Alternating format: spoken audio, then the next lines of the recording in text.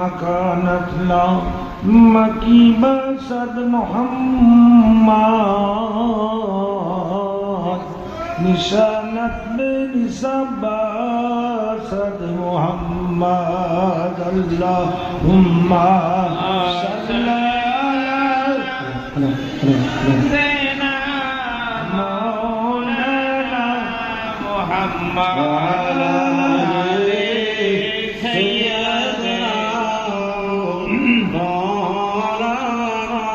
محمد صل على محمد صل على محمد ہر دم جوان سے نکالو پاک نبی محمد من الشیطان الرجیم بسم الله الرحمن الرحیم الحمد لله نحمده ونستعينه ونستغفره ونؤمن به ونتوكل عليه ونعوذ بالله من شرور انفسنا من سيئات اعمالنا من يهد الله فلا مضل له ومن يضلل فلا هادي له ونشهد ان لا اله الا الله وحده لا شريك له ونشهد ان محمدا عبده ورسوله ما كان محمد أبا أحد من رجالكم ولكن رسول الله وخاتم النبيين وكان الله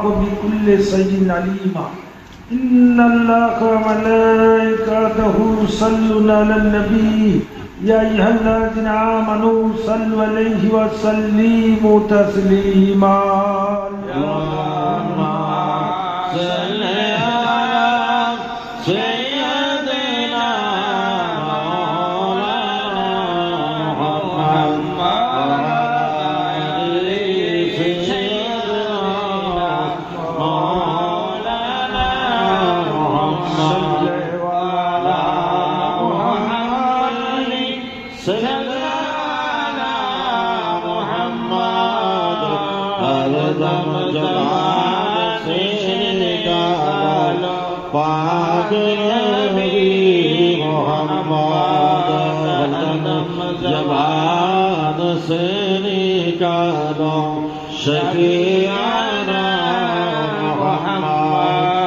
উপস্থিত সম্মানিত উলামায়ে ইকরাম, সমবেত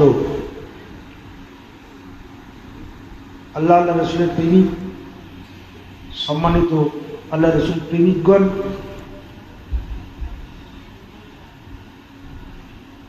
আমি আপনাদের সামনে হাজির হয়েছি।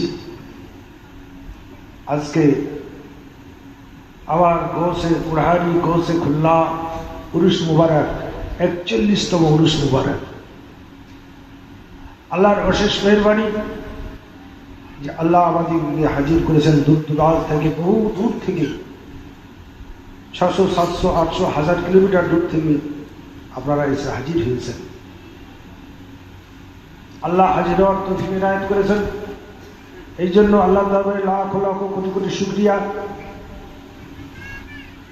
সেই মহান আল্লাহ পাক রব্বুল আলামিন, যিনি সৃষ্টির মালিক, কুল কায়নাতের মালিক, সারা জগৎবাসীর মালিক, যার দয়া ছাড়া কারো কোনো অস্তিত্ব নেই, সকল অস্তিত্বের উৎস অদৃশ্য এক মহাশক্তি, যিনি চোখ দিয়েছেন, দৃষ্টি শক্তি দিয়েছেন, কান দিয়েছেন, শ্রবণ শক্তি দিয়েছেন, মুখ দিয়েছেন, আওয়াজ করার ক্ষমতা দিয়েছেন, অঙ্গ দিয়েছেন, সঞ্চালন ক্ষমতা দিয়েছেন, ব্রেন, বুদ্ধি, হিকমত দান করেছেন, প্রতিভা, ঐশ্বর্য, প্রতিপত্তি, চাষ, জমা, বিদ্যা, বুদ্ধি, চাকরি, ব্যবসা সব আল্লাহর দান। মায়ের পেট থেকে দুনিয়ার বুকে এসে যা কিছু পেয়েছি সব আল্লাহ দিয়েছেন। সেই আল্লাহর চরম পরমতি প্রশংসা। আকা মাওলা তাজদারে মাদিনা সরকার আলম সাল্লাল্লাহু আলাইহি সাল্লাম ভববাড়ির কান্ডারি রাসূল, ওনার প্রতি কোটি কোটি দরুদ শরীফ বর্ষিত হোক। আজকে আমরা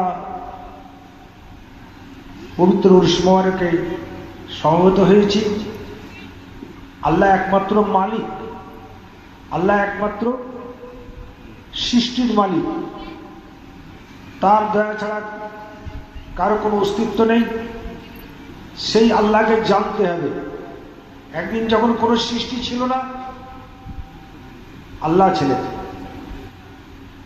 আবার সব প্রলয় হয়ে যাবে, আল্লাহ থাকবেন আর বান্দা থাকবে।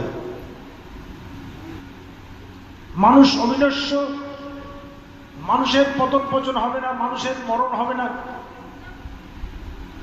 মানুষ দেহ ত্যাগ করবে।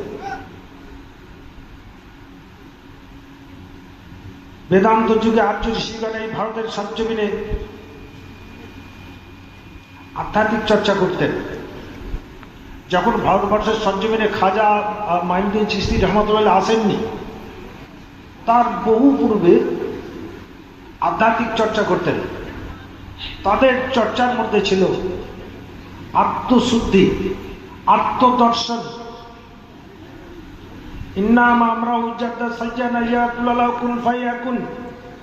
কোন শব্দ দিয়ে আল্লাহ কোন কায়নাতকে তৈরি করেছে, আল্লাহর মনে যে নকশা ছিল সেই বলেছেন হয়ে যা, হয়ে গিয়েছে। ওই শব্দের দ্বারা মানুষকে তৈরি করে মানুষের অন্তর্জগতে 10টা লতিফা দান করেছেন। সনাতন ধর্মে এটাকে 10টা চক্র বলে, ইসলাম ধর্মের সাধকরা 10টা লতিফা বলেন, 10টা লতিফা বলেছেন। তো যেদিন কিছু ছিল না সৃষ্টি, আল্লাহ ছিলেন।